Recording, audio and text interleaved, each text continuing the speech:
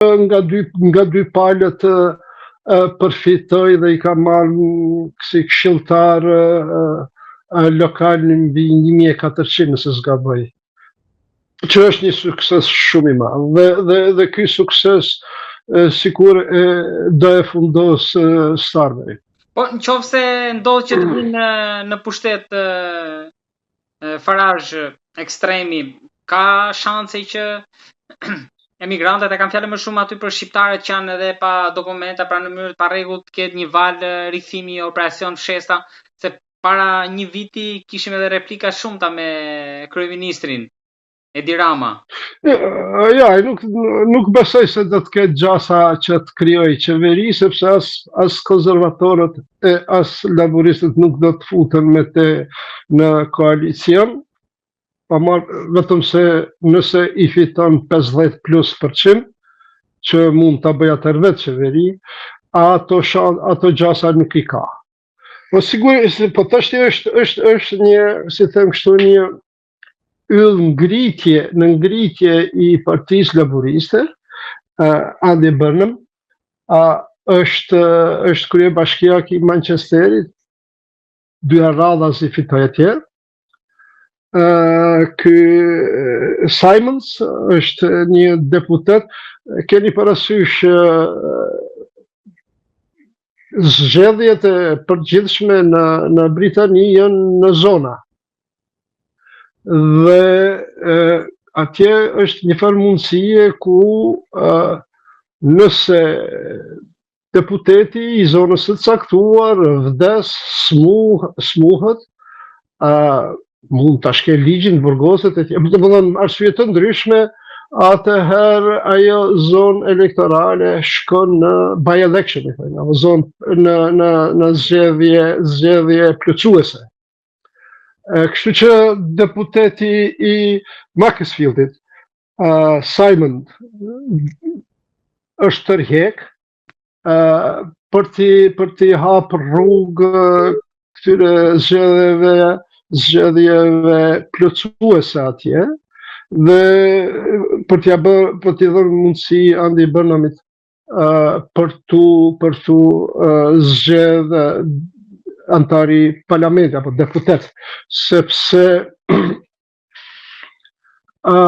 gjithmonë kryetari i qeverisë, kryeministri zgjidhet nga deputetët. Do duhesh thjesht deputet. Pra, po përgatitet skema që ai të vinë në krye. Po, ai është një politikan i mirë, është shumë i dashur, ka bë punë të mirë atje në Manchester. Është orator shumë i mirë, është tamam një përfaqësues i liberal i laboristëve. Ka një qasje mirë kuptuese edhe ndaj emigrantëve, nuk ka tendenca raciste, është shumë i pranueshëm për të gjithë. Dhe besoj se ai do të jetë kryeministri i radhës. Tash se sa kur shohim. Zoti tani do ta mbyllim me samitin në Pekin midis Trumpit e presidentit Xi Jinping. Në gjykimin tuaj kush fitoi kush humbi, apo dolën të dy, dolëm të kishim një barazim, pra një remi në këtë rast, edhe çfarë po ndodh edhe në frontin tjetër, sepse iku Trumpi nga Kina, po përgatitet për të shkuar Putin.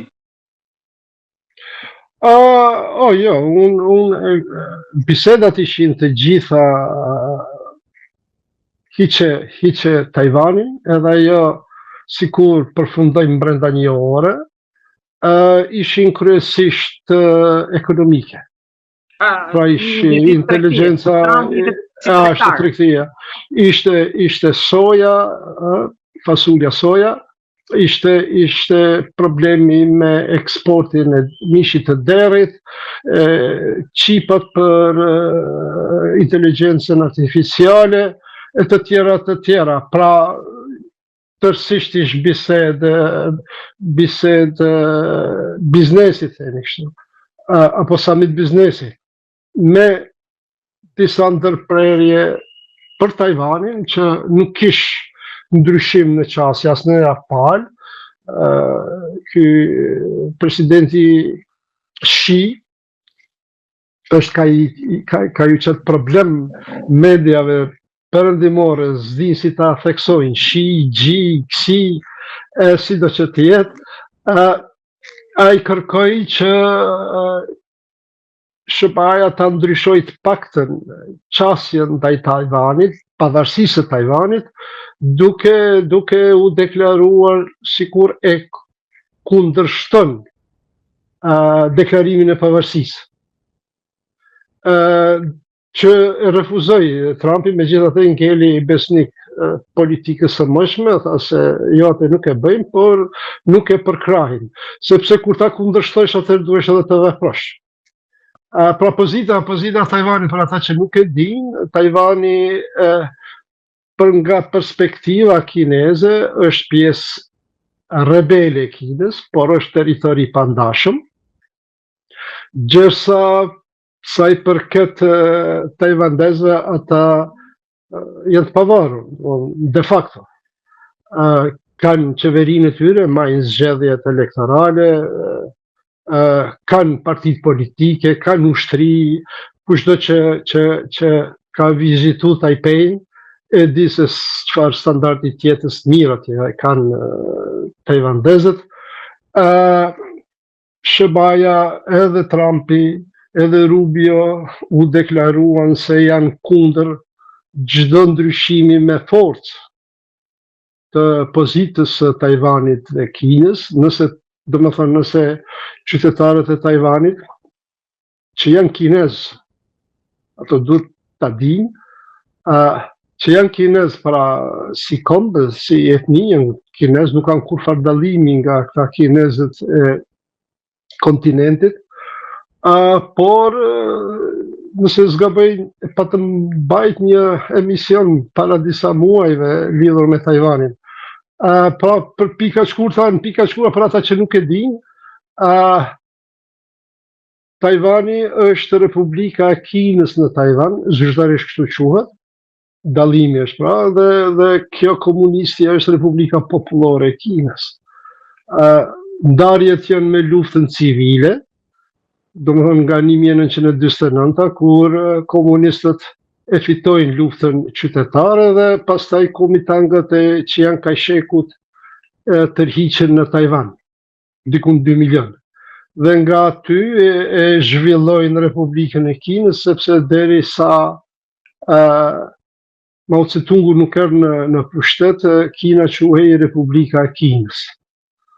Dhe Republika e Kinës ishte, pra kjo e nacionalistëve, ishte ajo që mori pjesë edhe në San Francisco, po edhe në Dumbarton Oaks, pra në Washington, kur u krijuan Kombet e Bashkuara, pra 5 nënshkrimet fillestare, SBA, Britani, Francë, Bashkim Sovjetik, ishte Kina, ishin këta kinezë e Tajvanit. Dhe nga 1949 krijuan Tajvanin një superfuqi ekonomike, zhvilluan demokracinë, është sistemi pluralizmi atje, pra ka parti të ndryshme të cilat garojnë për të marrë pushtetin,